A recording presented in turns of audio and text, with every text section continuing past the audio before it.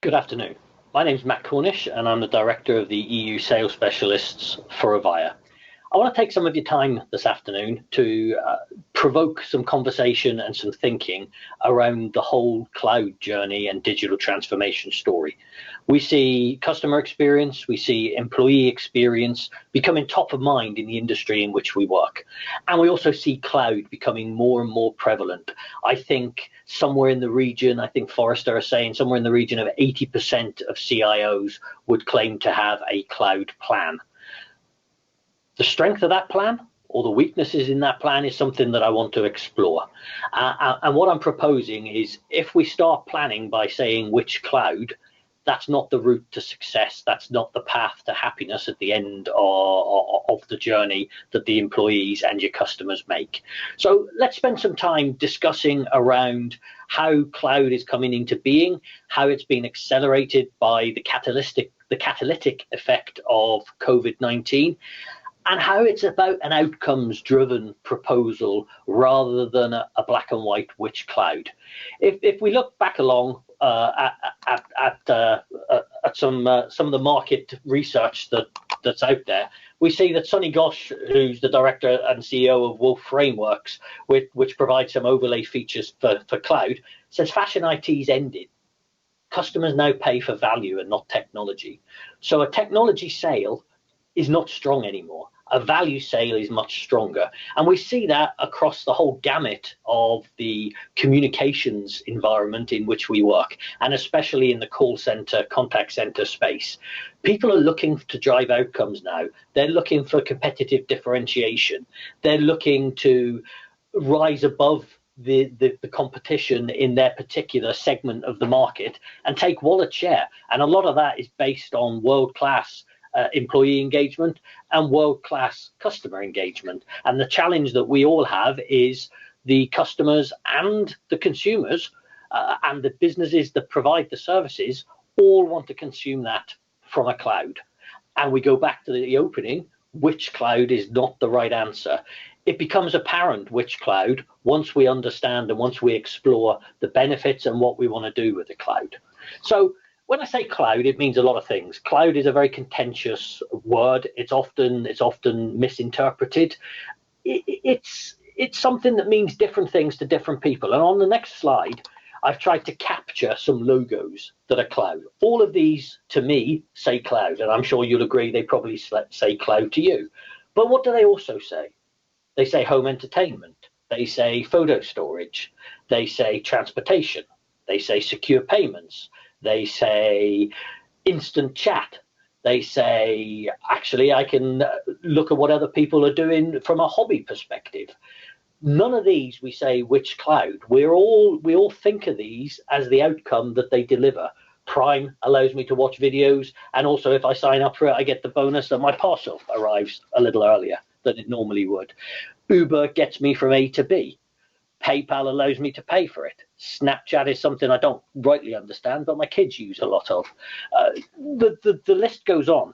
And what I'm saying here is when we use an assumptive mindset when we look at these logos, we assume that we will be using that particular logo to fulfill the particular outcome that we're looking at. And quite often, which cloud is not a question that comes to the fore. It's not something that we ask. It's something that we worry about at the back end once we've decided what outcome we want to achieve. And that's important, and that's the theme that's going to be running through this keynote, running through this the session that we're having together, albeit virtually because of the COVID, is what does cloud mean? It means a lot of different things to a lot of different people. But I think this is a powerful slide because we all know what each one of these things does. And I think it's an incumbent upon us in the industry to be able to articulate outcomes rather than technology and widgets.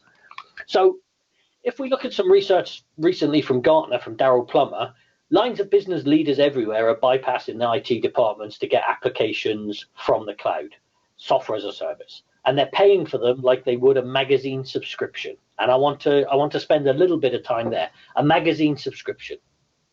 There's no commitment, you pay per use, you get the outcome that you want, a magazine to read either physically for those of us that like that, or actually online as well. And when you no longer require it, we can cancel it with no equipment left unused in the corner. So my investment is minimal.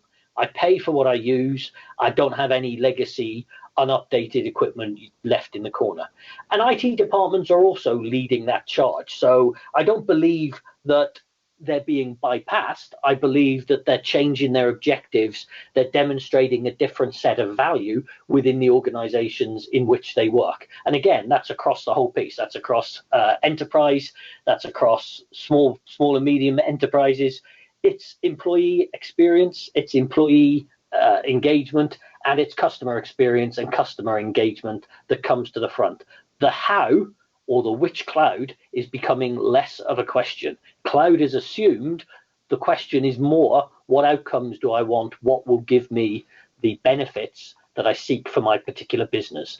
And you'll often, and like we do, and I'm sure you do as well, we encounter digital officers, we encounter the CEO, we talk to the CFO, we talk to the market department. It's less now an IT sell, it's more of a holistic business proposition, and it's more driven by where the company wants to go. And the whole thing has been catalyzed by COVID-19. Customers that don't have, that didn't in the past have cloud requirements, very rapidly want to be able to move in that direction. They want, if we look at some of the drivers, and we believe there are 4 main drivers to the cloud. There's the business agility. Oh dear, I suddenly need 200 people to be able to work from home seamlessly and immediately with the same level of functionality to generate and deliver the same level of business outcomes that they've always been able to do. That feeds into my business continuity. What happens if I can't get to the office? What happens if I can't fly to the meeting? How do I adapt to not do face-to-face meetings? How do I, that like immediate feedback from the audience, how do you adapt to give a keynote at an industry event? That's all part of business continuity and is all part of what gets people thinking cloud. Rapid access to capabilities and innovation. I need to steal a march on the competition.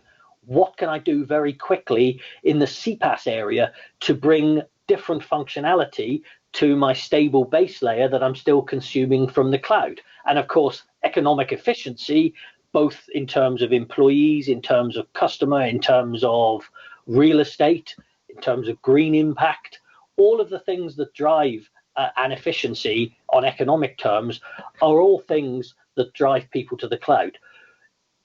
If I was to hypothesize that one of these things was the main driver at this point in time, in this point of where we are in the world with COVID-19, it's the business continuity. Businesses need to continue and they have to do it in a different way.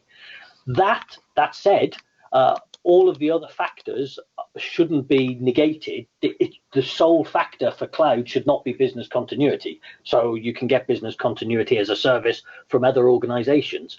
But if you have a robust, and if organizations have a robust cloud strategy, inherent within that is the work from anywhere mentality, the business continuity mentality. And it's more challenging in regulated industry than it is in unregulated industry.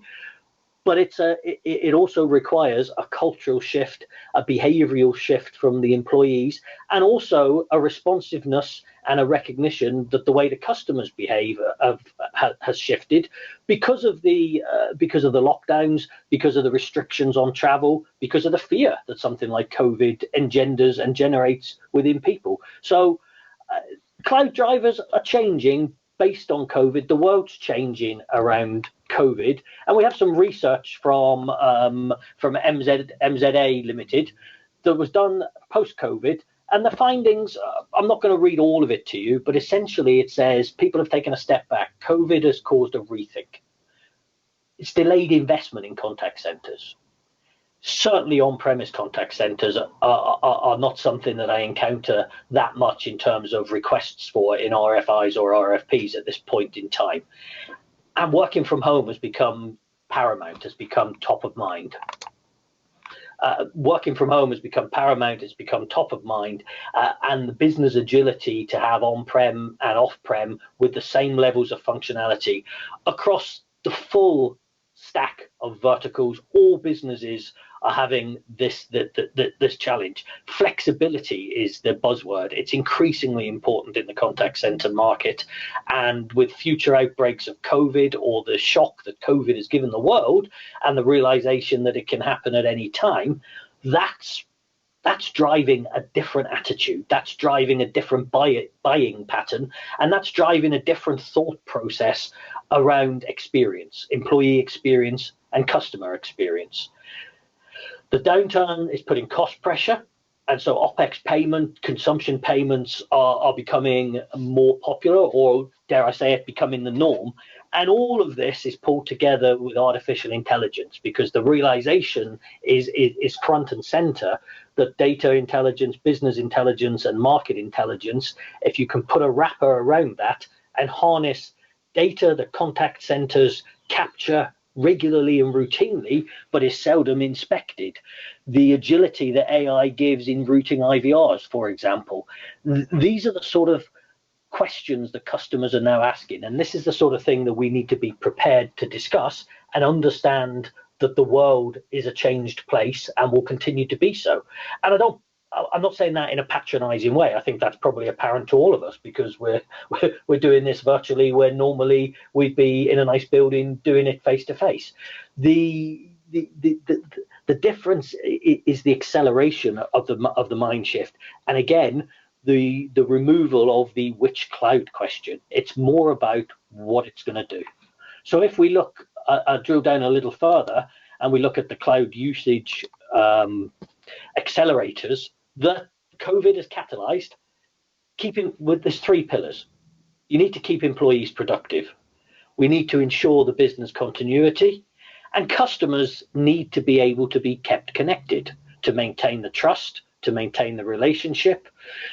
Probably they will have more inquiries because they don't know how you're operating and how organizations are operating under COVID.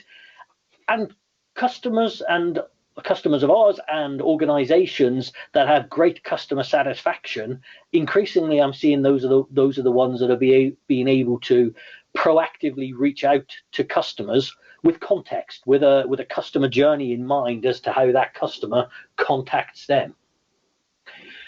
We're looking at business continuity, so IT infrastructure is being questioned. Is it resilient? Is it secure? But more importantly, can it scale, and does it have the right level of security to deliver different workflows, different operational processes, and different models of operating to actually accommodate the fluctuation and the flexibility that's required in uncertain times? And importantly, underpinning all of this are the employees. They need to be comfortable telecommuting. It needs to be facilitated to bring their own device, video everywhere, to be able to connect with colleagues, to be able to connect with end customers, and to be able to maintain that relationship, not only from an overall business driver and an overall business perspective, but also from a mental health and a good husbandry perspective, to actually make sure that we're engaging with our employees in the same way as we were prior to COVID-19. So IDC have said that the rising desire by companies to mitigate future disruptions by being more flexible, agile, and resilient could make 2021 the year of the multi-cloud. And we'll have a little look about that afterwards. We'll have a look at what multi-cloud may mean to a lot of people. Again, the message is not about which cloud. The message is, what are you going to make the cloud do for you? Is it going to solve a problem caused by a global pandemic? Is it going to improve the customer's journey at point of entry into your business? Is it going to improve employee morale and give them a sense of flexibility and security, because they can do their job from anywhere? So again, we need to be asking these questions. And for sure, there's challenges. Nobody said it was easy. There's challenges in our day-to-day lives. There's challenges that exist normally, and there's challenges that are brought in by COVID. And so those three pillars we've segmented into 4 areas where we see challenges. And if we look at the most important area, it's customer. So customer experience leaders want to maintain an absolutely high level of customer satisfaction. Customers are a little tolerant because they understand that we're in a different world at this point in time, but we'll overcome COVID and we'll move through it, and customers will still want to maintain the level of satisfaction that they have, and customer experience leaders will absolutely demand that, because, well, we all know it's trite to say it, but a satisfied customer keeps buying, right? So we need to retain them, we need to acquire them, whilst achieving revenue and profit expectations, and being compliant with whatever regulatory bodies we need compliance with, but keeping the business running. And these are key challenges, and they're key challenges to move into the cloud. These are not challenges that have been brought by COVID. These are challenges that need to be overcome when you change from a traditional on-prem business model to consuming your business outcomes in bite-sized pieces from a cloud.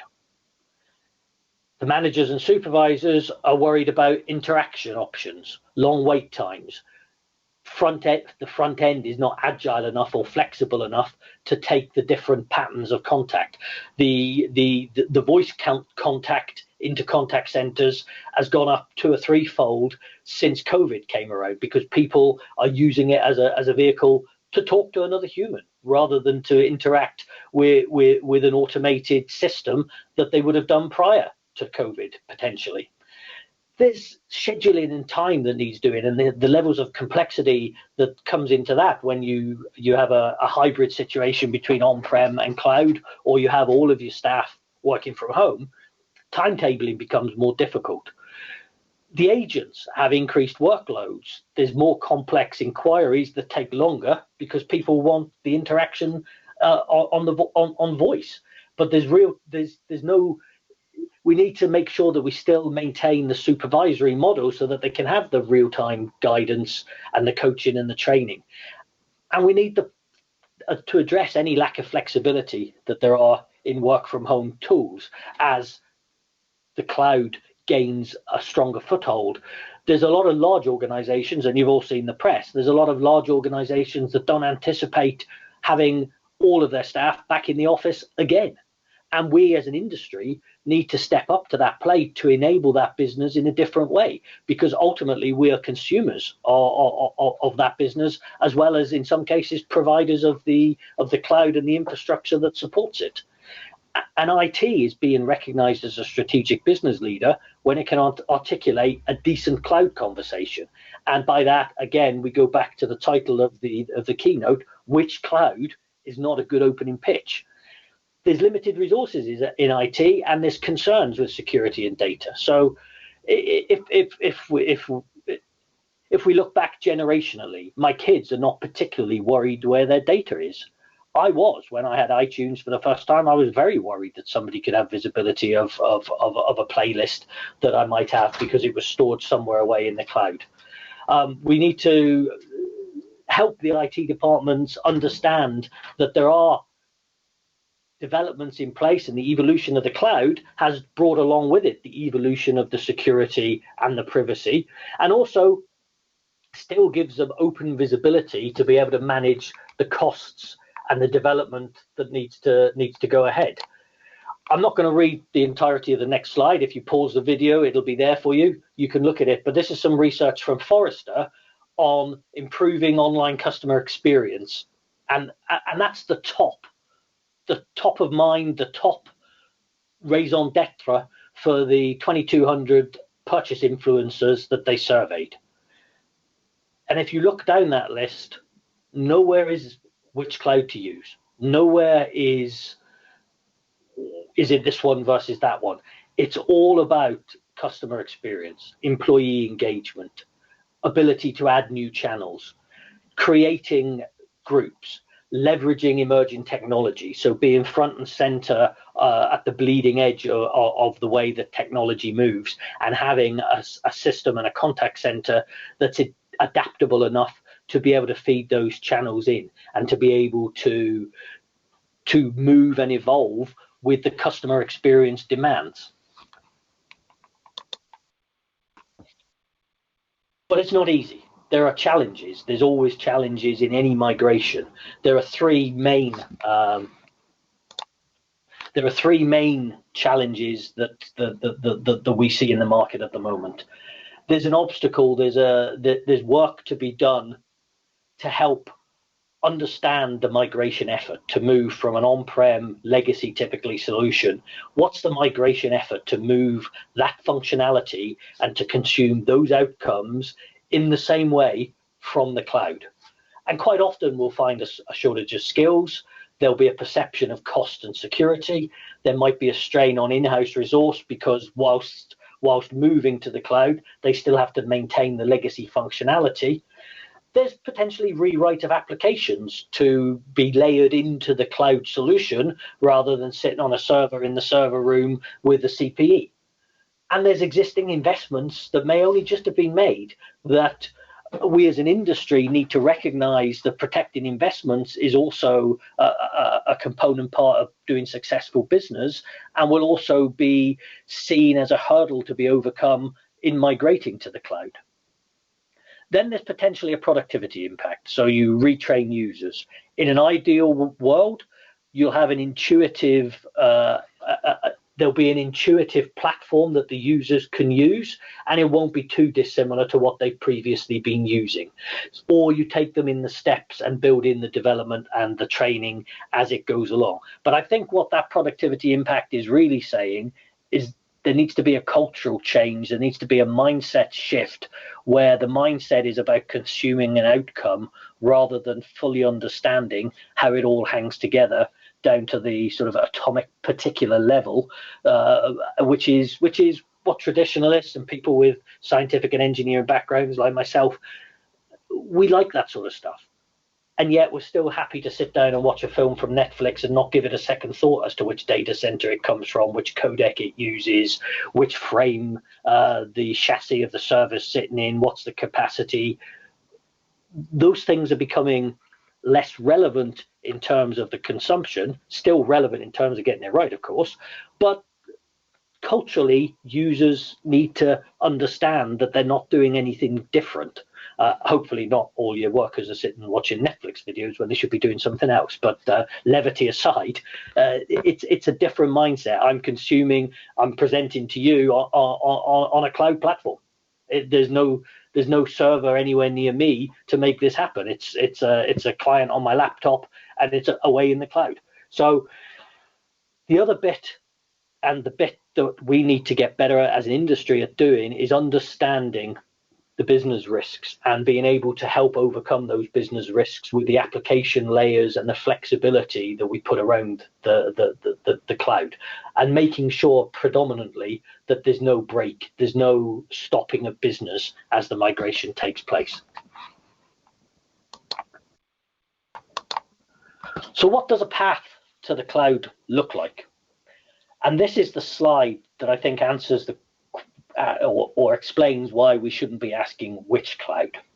I would say that the most successful path to cloud for customer experience centers and employee experience centers that I've seen have been committed to change and avoiding disruption. And the commitment to change has an important element, and you'll see that on the middle line. And I was speaking to one of the top 10 recognized CX leaders who happens to work for our company, and asked him what the killer point is. And the killer point is the sponsor that's moving to cloud prepared to fail? But the flip side of that is, does the solution offer the agility that it can fail in one area, which can be overcome, or you can try something that may fail in the market, but you can very rapidly replace it with something else. So what outcomes do you want? What are the innovation benefits? What are your success criteria? And what differentiator does that result in for you in your line of business, for you in your industry, and for you with your customer experience? And can you pace the migration? Can you get the cultural change that we just discussed and the buy-in from all of the stakeholders? How quickly can you enable the differentiators and give the proof point of agile innovation where you are prepared to fail, but you can innovate quickly so you can replace or change the direction in which you're going far more quickly than you can do with on-prem equipment? How do you gain advantage, and how do you stand out? Because everybody's moving to the cloud. Everybody bar none has a cloud strategy. Everybody knows they need to get there. The trick is how they get there. And the way that they cover that is by asking which cloud, rather than focusing on the elements that you see in this slide. And this is where, as an industry, we need to be guiding our customers, but also as consumers, we need to be reinforcing the messaging. If we look at the redefined customer journey, employee experience drives customer experience. You have the of everything customers. Give it all to me in a bucket, including the solution to world hunger. It's a nice to have, and I'm not in any way taking away from the need to solve world hunger. That's a separate piece. It's an expression. So, but the everything customer wants everything, and they want it now, and then they want the workflows optimized. And in our industry, that comes under three broad pillars: UCaaS, CCaaS, and CPaaS, which is powerful. And in order for all of this to be facilitated, there needs to be not which cloud. You need to be asking, is it an open ecosystem? Can it work side by side with what you currently have so you can pace your own migration? Is there a hybrid delivery architecture? Is there automation, because that gives speed and agility? And is there layered innovation, the must have, the nice to have, and where we're going? And we've got the APIs and the application layers to get that done quickly and in a timely manner. Ultimately, it's the experiences that matter. And the open multi-ecosystem cloud, again, you can look at that and you then understand the opening premise of this conversation that we've had and that you've hopefully enjoyed and you've listened to. Why would I ask which cloud when there's so much of it out there? But if I know what to do from this multi-cloud open ecosystem, I can pick the elements that will drive my business in the direction that it needs to drive it. Or as a supplier, I can discuss with you which elements will give you the biggest impact if I can encourage you to articulate the business outcome that you want. And nowhere in that are we asking which cloud. We're asking what outcome. We're asking, what are you going to do with it? How are you going to get the competitive differentiation from it? So thank you very much for your time. Hopefully the video quality is decent, and hopefully it's given you something to think about. Just remember, don't be asking which cloud. Understand what the people who want the cloud are going to be doing with it. And if you require any help, here are my contact details. Thank you very much for your time, and I hope you enjoy the rest of the conference.